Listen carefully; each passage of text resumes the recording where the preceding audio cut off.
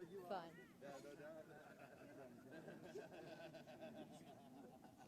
Welcome to this Facebook Live. We are at Battle Abbey, of course, that famous site for the Battle of Hastings in 1066, and this weekend marks the 950th anniversary. Now you can see there are thousands of people here today to mark that event. Lots of people in traditional costume, and I want to show you around a bit because, as you can see, there are lots of tents. Excuse me, everyone.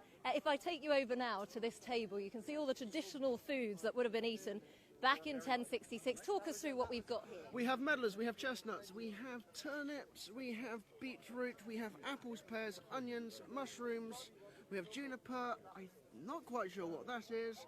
We even have the proverbial black pudding. Oh, I'm not sure that looks too good. And they wouldn't have had potatoes back then, no? Nope, they weren't even brought over, so forget potatoes. Okay. We have parsnips, we also have garlic, we have one's a cabbage. Lovely. I will leave you to your dinner. Enjoy that because there's plenty more to see. Now, if you follow us over to this tent here, lots of the men have just got back from battle.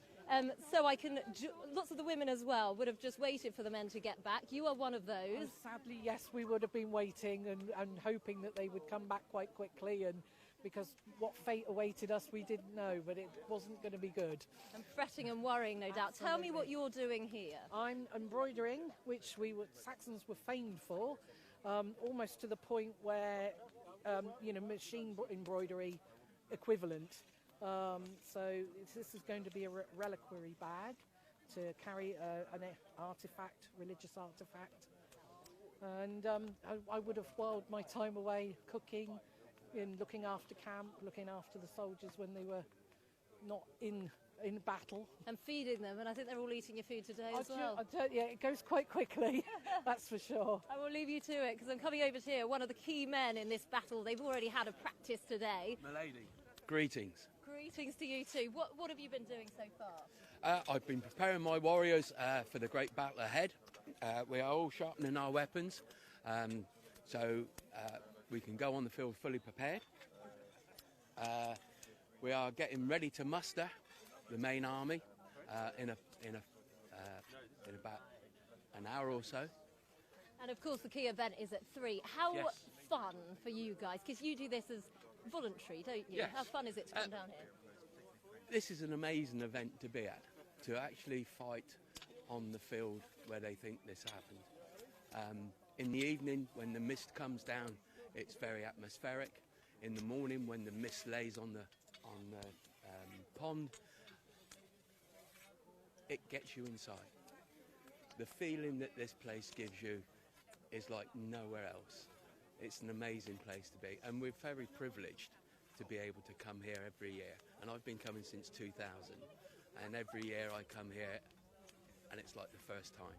And it is a beautiful sight, isn't it? It is, yes. Not so good when it's raining. No, we're quite lucky today. Yeah, we're quite lucky today. But you're absolutely right. It's a fantastic, beautiful sight with the abbey behind us, the pond behind us. It's fantastic. The 950th anniversary. Absolutely, yes. This one must be one of your big ones. It is. This is the biggest one we'll ever do. I mean, we won't be here for the 1,000-year anniversary, so we make the most of this one. Hopefully we're going to win this one. Don't think history will allow us. But we will have a good go at it, and it'll be such fun for the guys. We've got many foreign visitors here fighting this weekend, and it'll be historic for them too. You know, some of these guys have been saving up for a couple of years, getting ready, preparing themselves, getting the kit ready to come over and to fight on the field at Hastings on the 950th. Thank you very much. You're We'll enjoy welcome. it. We are in the Anglo-Saxon camp here. Across the battlefield there is the Norman camp, and of course it was King Harold who was killed on that fateful day when the Normans invaded, led by William the Conqueror. Now I'm very pleased to say that we can go and speak to King Harold now. He's in very high demand here, speaking to a lot of people. Sorry, can I just interrupt very quickly? So, King Harold for the day, Yes. How much of a privilege is that? It's considered in this society a very great privilege, right, to take on the role of Harold at Hastings, which is curious because obviously you get shot in the middle of the battle and die, but we consider it a great privilege. And we've got lots of questions coming in. Someone's saying, Do you feel, you know, the impact of the Battle of Hastings when you're here? Yes, you do. And one of the great things about being involved in it, in one of the reenactment societies, is that we get to be here when it's not full of the modern public. So in the evening, when the campfires are burning and the mist is rising off the battlefield, you feel very close to the people who fought here 1,000 years ago, or 960 years. How do you get involved with it? Because you have a different day job. I do, yeah. I'm a science teacher, a science lecturer, okay, but I always was interested in history, and this is kind of the way that I express my interest in history, really. We try to help people to understand about 1066, and also that there was like a history before 1066 in England, so we want people to understand that this is the kind of beginning of something, but it's also the end of something else. So it's a great way for kind of kids to learn, 'cause yes. it's better than reading it in a book, isn't it? It does, yeah. I've just been surrounded by an absolute crowd of school children down there, like all trying on my helmet and trying my sword out and failing to lift the shield because it's so heavy. Why do you think you got chosen for the key role, really? I've got a loud voice. I'm 6'4" tall. I stand out on the battlefield. I can use a Dane axe. I can ride a horse. Right, that's one of these big axes here. Right, and I can ride a horse, and I can shout at people and get them to do what they're meant to do. And I've got a question coming in on Facebook, because obviously in the Bayer tapestry we see the arrow go through your eye. Yes. It may be legend, but someone asking, how are you recreating that today? How do we recreate that? Okay, so at a crucial moment, unsurprisingly, I don't actually get shot in the eye by an arrow. Right, there are arrows being fired on the battlefield. At an important moment, right, the arrows come over. Right, a kind of arrow appears right in my eye as I stagger out. So it's kind of pre-prepared. One of the key features of being herald is that you need to be able to supply your own arrow. It must be pretty heavy wearing all that stuff. Yes, the whole lot weighs about 80 pounds, which is, oh gosh, I don't know, 25, 30 kilos in total. Yeah, so it's heavy. You must have to keep fit. How do you do it? We train every week. So this is like... train for the battle? We train for the battle, yeah. We train every week, right? You're kind of practicing. It's a good workout.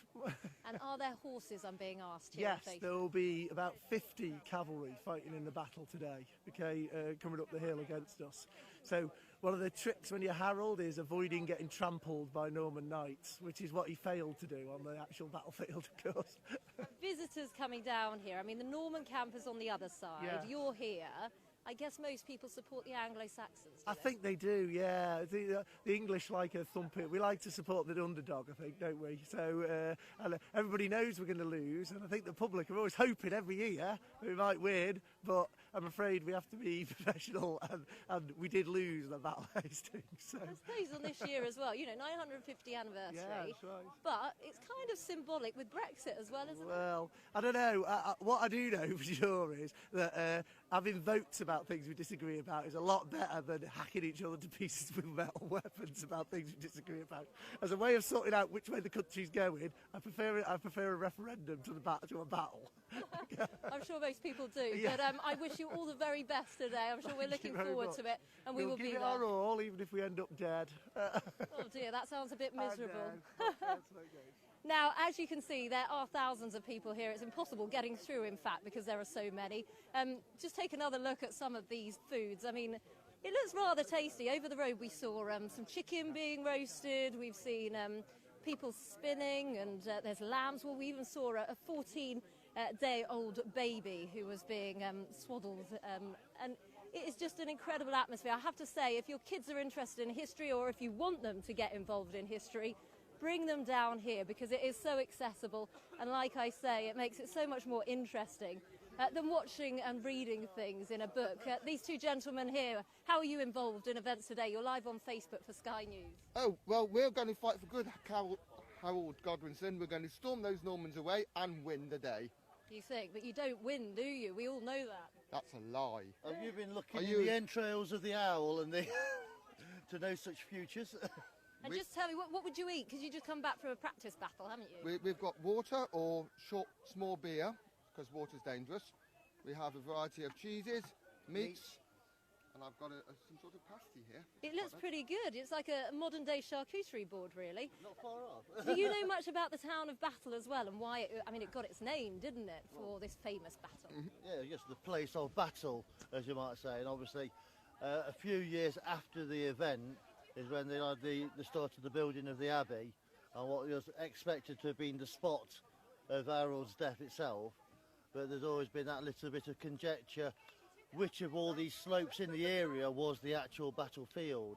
And we do think he was killed on the roundabout. Why is that? Because it's the best place to stand. With the shape of the hill, that is the best place to command the whole army around the hill. Unfortunately, there's now a roundabout there. So if anyone's driving past that roundabout, they should think of King Harold. That's the spot. It is not X spot, it's The spot. circle marks the spot. Enjoy the day. It's been a pleasure speaking to you all on your sheepskin, reindeer skin, it looks like. Enjoy. Well, you've been watching a Facebook Live. Thank you very much for tuning in. I have to say, it's an absolutely spectacular day here in Battle. And like I say, in a couple of hours' time, we're expecting the actual thing to start with all the horses and the regalia on the battlefield opposite. But yeah, dogs here, families, friends. Thank you very much for joining us.